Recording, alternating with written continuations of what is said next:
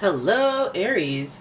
It's umomgtarot, and this is your next serious relationship. So naturally, I will have to pull from a few decks, and we're going to start with the astrology reading cards. Here we go. Boop, boop, boop. Oh, welcome to my new subscribers. Hit subscribe. Welcome to my new subscribers, and welcome to my past Listen, you know what I'm trying to say. Let's do this reading, Aries. Alright, here we go. Who's coming up? Who's coming up? Who's coming? Your next serious relationship, Aries. Are you prepared for the stubborn energy and ways of a Taurus? The energy around you shows the abundance of nature. It is rich, earthy, and productive, yet relaxed and slow. You're going to have an eater. Somebody who likes their home to be how they want it. And then the next card you've got, another homely type person, Cancer. This energy is emotional, sensitive, caring, and loving. It may concern family, a mother, or a child. So your next serious romantic relationship has to do with the home.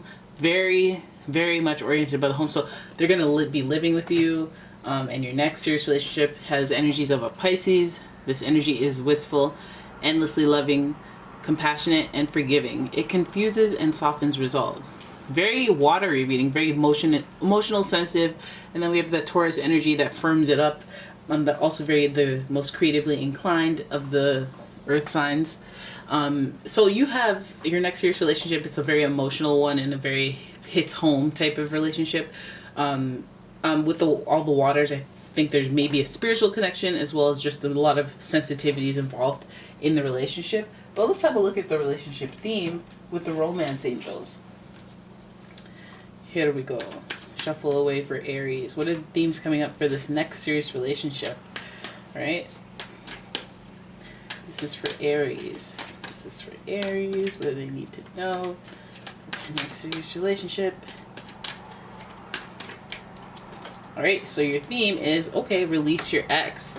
The time has come to clear your energy. So that may be a theme. So one of you may be working with that issue. Maybe one of you is holding back for some reason. And you may not even be doing it consciously. They may not be doing it consciously. Just they bring some baggage to your relationship. But I've had enough of these theme cards. How about you? I would love to know what the tarot spread has to say about this. Your next serious relationship. Let's have a description of how the relationship goes and what kind of themes come up. We have a jumper here. We got the moon jumping out of the deck. More Pisces energy. Very sensitive. It's almost like I'm quite smitten with this person. Either of you could be quite smitten with the other. Alright. Your next card is Nine of Wands. That's meaning that you got to put in a lot of work. One person might be a little wandering of eyes and unsatisfied in the relationship. Sorry, we have the moon, Nine of Wands, the Knight of Wands in reverse, Four of Cups, Two of Swords in reverse. Okay, I see what you're doing. I see what you're doing. Okay, and finally, good gravy. The Devil and the Eight of Swords in reverse. So a lot of you guys are like, oh, I know exactly what that means. And for some of you, let me lay it out. Because the moon here is like, it feels like you're entangled with somebody that you're very like in awe at. So they may be very attractive to you. You may just be very sensitive to them and in love and emotional and ushy-gushy like Cancer and Pisces are. Now they are the, I almost said weakest. I almost let that slip out of my mouth, but that's not it. They're the most sensitive. They're the most feelers. It's hard for them to get over things. It's hard. It takes longer for them to process their feelings. They have emotional reactions, and it's like their yearning in life is to have control of those emotions and make business decisions. So they're more drawn to people like the Capricorn energy, or they admire those types of energies. And that Taurus energy is the perfect combination of structure and emotional. So that's always very attractive to the water signs. So Aries, that may be where you lie with this attraction, is that you're sensitive. You just have feels galore for this person, right? And you're in awe of this person now, almost to the point where you're not even seeing the person as they are. You're seeing all the things that they could be, the potential. Very Pisces-like energy. Some of you Aries have Pisces energy in your chart because you're so close to Pisces, right? Nine of Wands. This is about a long-term thing. Now, your next serious relationship, now I feel like this is like serious, but there's serious situations going. Like there's a lot of work to put in.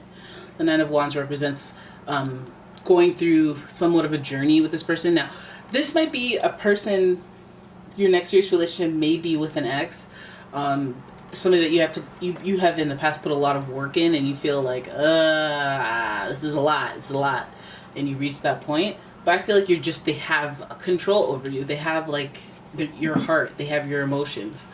This person may be jumping from person to person. You're putting in all this work and looking the other way. You're putting all this effort in to the relationship because you're mystified. You're mystified by them. You love them. You care so much. Meanwhile, as your head's turned this way, what's going on over here, this way, is the Knight of Wands in reverse. And the Knight of Wands in reverse is my secondary F-boy. It's more of somebody, and I don't want to say that because that's negative, but it's maybe somebody who has a bit of a wandering eye. Somebody who wants to see what else is out there while they're with you. Or somebody who's just, in general, curious about other things. And they're doing the whole selfish thing, or I'm being selfish, I'm doing what I want right now. And it's not a slight towards you, it's I need to do what I want to do. Period. Alright, but again, this Knight of Swords, Knight of Wands being in reverse, it's kind of like, it might get shady. It might get a little behind your backseat, you know? It might be, hey, words that don't get said. Like, I'm not going to give us a label. I'm not going to say what we are. I'm going to avoid stuff type energies to get what they want. Alright, so that leaves someone feeling very unfulfilled emotionally. Now, that could be that they don't give you that fullness of the relationship. Maybe they present as they are giving you that fullness, but they don't necessarily give you the fullness that you feel, because you feel emotionally unsatisfied. You feel like your cup isn't, what you're getting is what they're giving, and what you're getting is not what you want.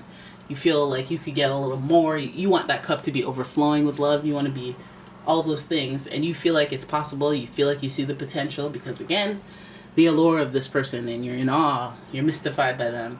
So you feel like there's potential there. But like whenever it comes down to it, whenever this person comes around, actually, you don't feel it. It's almost like the idea of them is more romantic than they actually are.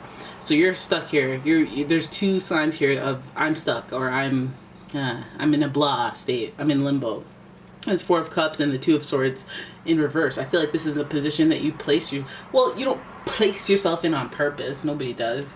But I feel like you're in this situation and you just kind of let it be what it is because you don't want to stir the pot, because you feel like if I kind of push the envelope, something bad might happen, and that in itself is a red flag.